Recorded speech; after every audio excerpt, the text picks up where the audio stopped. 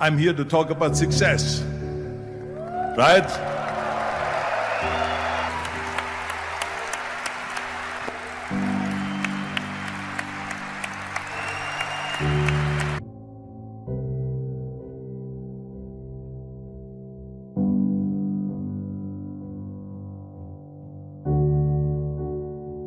Now let me get right away to the first rule of success. The first rule of success is to have a vision. You see, if you don't have a vision of where you go, and if you don't have a goal where you go, you drift around and you never end up anywhere. It's like you can have the best ship in the world, you can have the best airplane in the world. If the pilot or the captain doesn't know where to go, it would just drift around. It would not end up anywhere, or most likely in the wrong place. So I was very fortunate that I stumbled onto my vision. I mean, as you know, I was born in 1947 in Austria after the Second World War. And I didn't really like Austria when I grew up. I couldn't wait to get out of there. I couldn't see myself becoming a farmer or a worker in a factory or anything like that. Even though my parents wanted me to stay there and have a normal life. My father wanted me to become a police officer like he was. My mother wanted me just to stay there and marry a girl and have a bunch of kids. But that was their vision, not mine. My vision was totally different. I felt that I was born for something special, for something unique, for something big. So I was searching. Then one day I went to school. I remember I was 11 years old, and they showed a documentary about America. And all of this stuff, and I said to myself, that's where I want to be. I don't want to be around here with these little farmhouses and these little buildings. Everything is old. I want to be in America. But now the question was just, how do you get to America? In those days, it was a very expensive trip. It's not like today. So again, I was very fortunate that one day after school, I walked by a store in Graz. And it was the only store that really sold kind of American stuff. So I went inside and I looked around and I looked at this stuff, and then I saw a magazine. I saw a bodybuilding magazine that had Reg Park on the cover. Reg Park was then a 3-time Mr. Universe. And I saw him on the big screen as Hercules. And on the cover it said, how Reg Park, Mr. Universe, became the Hercules star. So I looked at the cover and I said to myself, I got to get this magazine. So I bought the magazine, I took it home and I read it over and over from the front page to the back.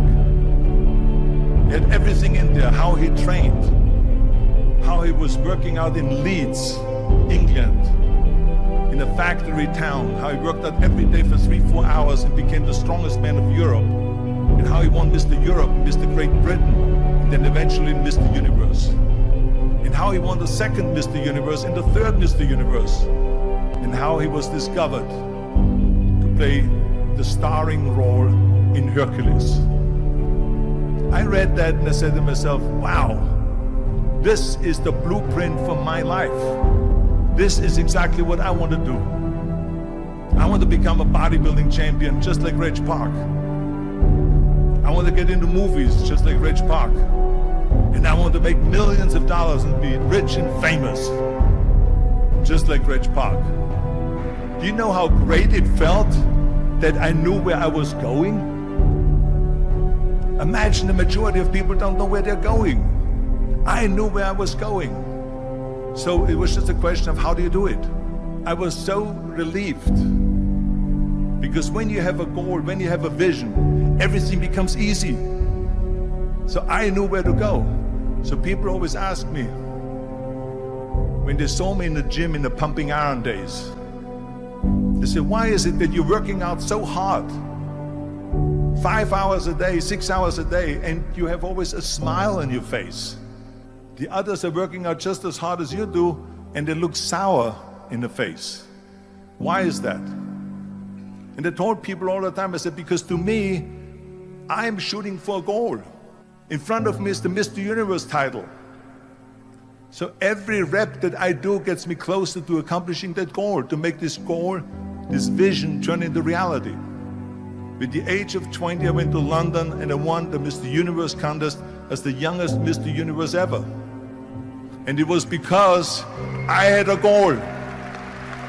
And this is no different than anything else, what I'm talking about. This is not just about bodybuilding. It was the same in acting. And the same thing is also in politics. I remember that in politics, I had a very clear vision that I will be the leader of California. This is as far as I could go because I was not born in America, so I could not run for president. So being the governor of the 5th largest state was for me really the ultimate title, the ultimate accomplishment in politics. So even though people came up to me and says, why don't you go and run for something smaller, you're never gonna make it. I ran for governor and then 2 months later I became governor of the state of California. Again, because I had a very clear vision what I'm gonna do with California. So let me tell you something, visualizing your goal and going after it makes it fun.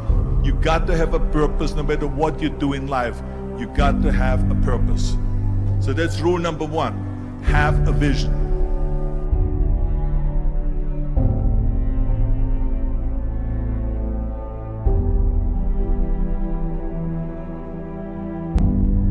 Rule number 2 is, don't listen to the naysayers. Everything I ever did, the thing that I heard out of people's mouth was, that's impossible. That can't be done. Or no.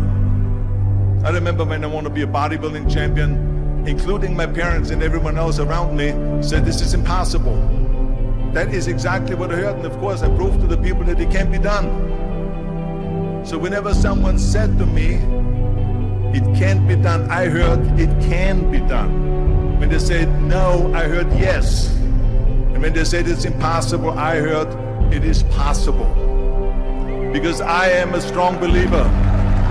I'm a strong believer what Nelson Mandela said, that everything is always impossible until someone does it. Well, I'm going to be the one, I said to myself, I'm going to do it and I'm going to show it to them. Maybe it has never been done before. That's perfectly fine with me. But I'm going to do it. And I did not listen to the naysayers. The same was also when I went into not just in bodybuilding, they said no.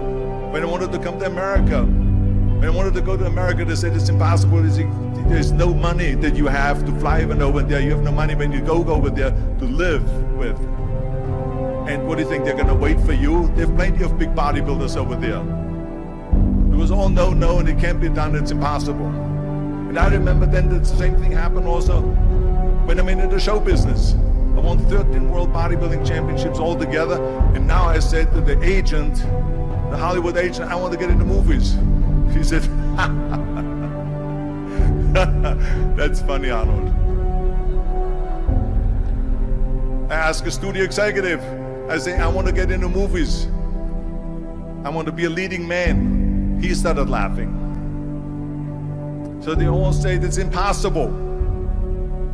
I said, why is it impossible? He says, because look at how big you are. You weigh 250 pounds. Hercules bodies and muscular bodies weighing 20 years ago. And then they told me, says, and your accent, even if you reduce all your body weight and everything and have a normal body, I said, your accent, I mean, it will go give people goosebumps. With the German accent, it will get people the creeps. They will get scared. He says, no one in Hollywood ever has become a leading man that had an accent. That's the kind of stuff that I heard. They said, no, you see, it's impossible. And plus your name who can pronounce Schwarzenegger or something like that. No one can pronounce that, so forget about it, Arnold. This is the kind of thing that I heard. Now that's very encouraging, isn't it? But you know something? I didn't give a shit. I said to myself, in bodybuilding, I worked out 5-6 hours a day. I'm gonna do the same thing now for acting. And of course I went to college to study English, accent removal, acting classes, and all of this stuff, all day long. I worked and I worked and I worked. And within a short period of time, I made one movie called Hercules in New York, which of course went right into the toilet. But it didn't discourage me. I still had the same vision.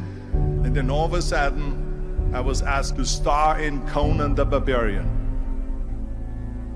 And after I did Conan the Barbarian, the director at the press conference said to the press, he said to the press, if we wouldn't have had Arnold, we would have had to build one. And the same thing was with Terminator. After we were finished filming Terminator, Jim Cameron said to the press, if Arnold wouldn't have had that accent and talked like a machine, I think the movie wouldn't have worked. So think about that. The body and the accent that they attacked was an asset.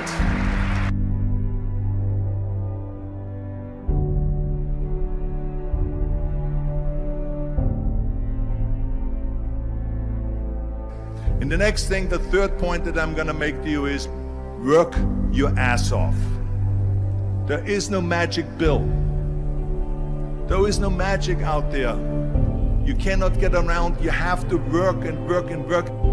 And it drives me crazy when people say they don't have enough time to go to the gym for 45 minutes a day and work out. Or to do something for 45 minutes to an hour a day to improve. If it is physically improve or if it is mentally to improve. Imagine you read 1 hour a day about history. How much you will learn after 365 hours in 1 year. Imagine if you will work on the business, on some business that you want to develop every day for an hour. Imagine how further along you will go and get. So it drives me nuts because we have, when people say we don't have the time, we have 24 hours a day. We sleep 6 hours a day, so that gives you still 18 hours. So there's someone shaking their head out here in front to say probably, I don't sleep 6 hours, I sleep 8 hours, right?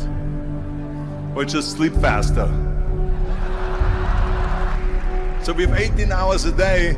The average person works around 8 to 10 hours. So let's assume it's 10 hours, so we have 8 hours left. Then you travel around an hour a day, maybe 2 hours a day. So now you have still 6 hours left. What do we do with the 6 hours? Then we eat a little bit, then we schmooze a little bit, talk a little bit to people and all that stuff. But you can see how much time there is available if you organize your day. So you got to work hard. I mean, let me tell you something. When I went to America, I went to college. I went and worked out 5 hours a day. And I was working on construction. Because in those days in bodybuilding, there was no money. I didn't have the money for food supplements or anything. So I had to go to work. So I worked on construction. I went to college. I worked out in the gym, and at night from 8 o'clock at night to 12 midnight, I went to acting class 4 times a week. So I did all of that. There was not one single minute that I wasted. I became very friendly with Muhammad Ali in the 70s. And Muhammad Ali worked his butt off.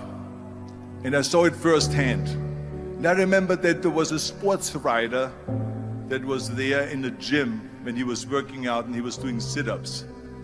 And they asked him, how many sit-ups do you do? And he said, I don't start counting until it hurts. Now think about that. He doesn't start counting his sit-ups until he feels pain. That's when he starts counting. That is working hard. And so you can't get around the hard work. It doesn't matter who it is.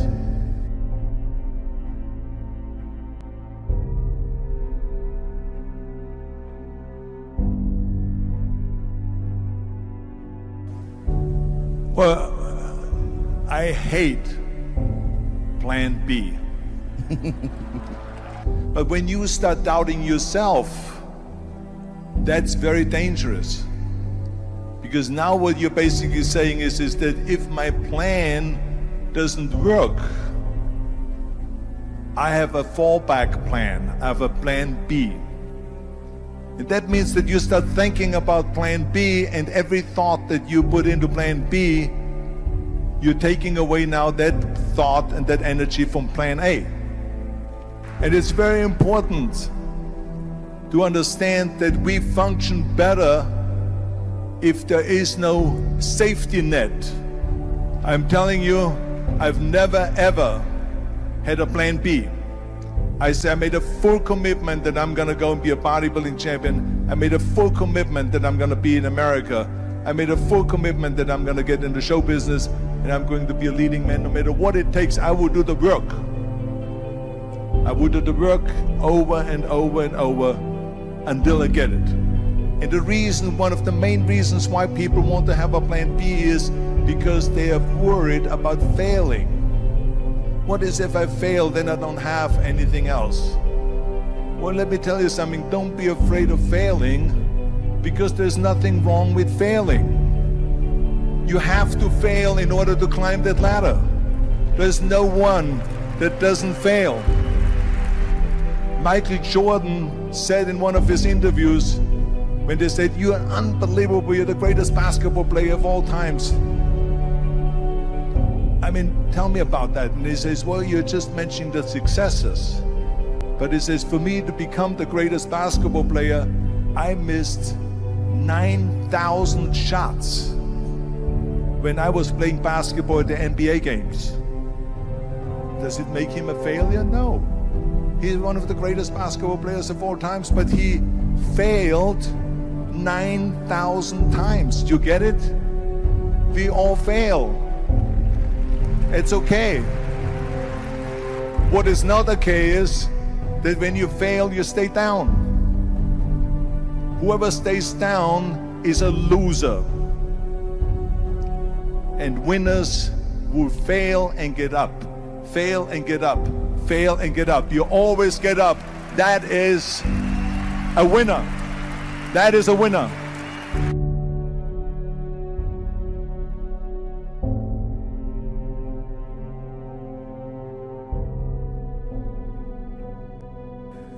This is one of my 6 rules to success. You can only feel complete as a person if you think about what can you do for your fellow member around you that maybe needs help. I was an immigrant going to America, and I saw how America was the most generous country in the world. I mean, they opened up their arms to me, they helped me, they invited me for Thanksgiving dinner, the people.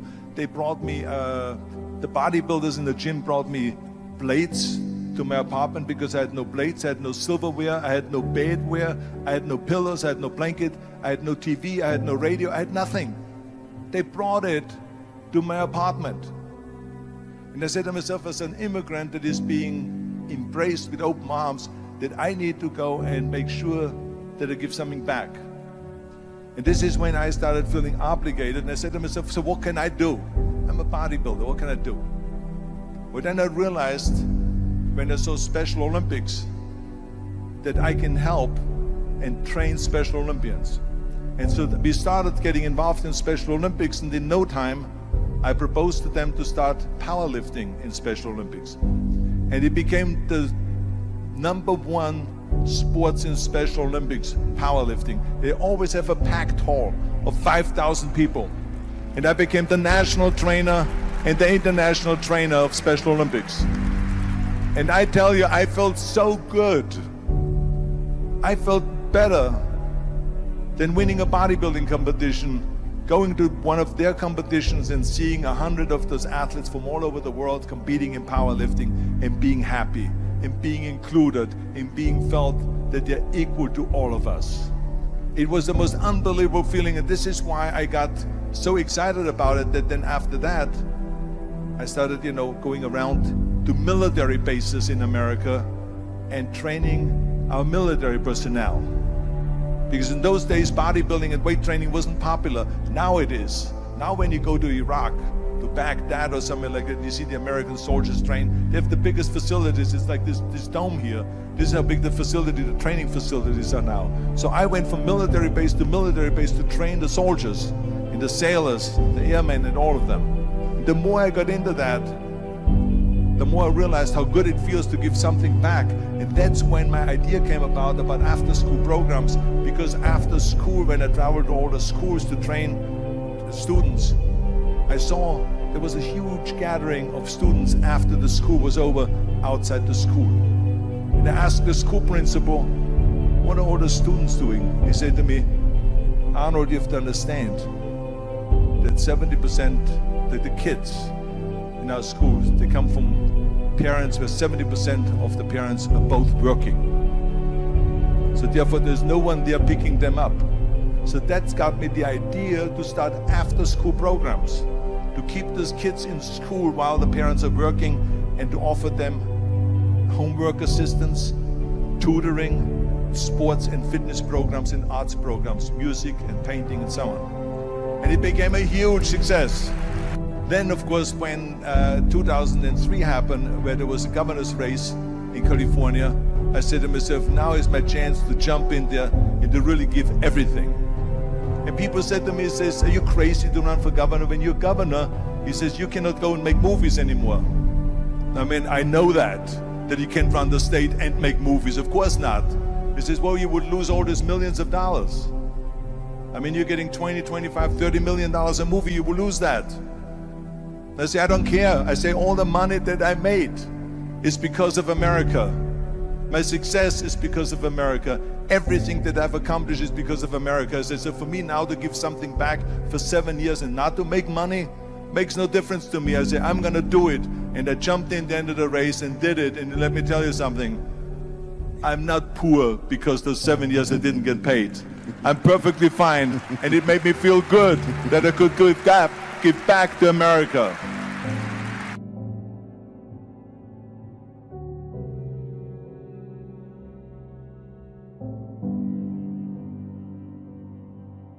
Well, I think that every day we are benefiting from someone helping us. That's why I said earlier, there's no such thing as a self-made man. I mean, when you think about it, you're born and you need your parents to raise you. You need your teachers to teach you. You need your coaches to do sports. And so when I think about back of the people that helped me, I remember that everything I did always needed help. Think about it when someone says, Arnold, you're the greatest self-made man. I said, you can call me anything you want, but don't ever call me self-made man. I said, because I did not get to that point by myself. I mean, think about just to be successful in the movies. The only one that makes you successful in the movie is the people that go to see the movie. So how can you say to your self-made man when you need millions and millions and millions of people all over the world to go and see your movie? So people, then the press looks at it and says, this guy is a big box office success. It's the people, it's you. Imagine if Jürgen and I both think that we're self-made people and this hall right now is empty. No one here. Do you think this will be a successful conference? No. Who makes it successful is not him and me. We are just one little molecule that is added to the equation. But you are the ones that make this conference a successful conference. So thank you all of you for being here today. You are the ones that is making it big.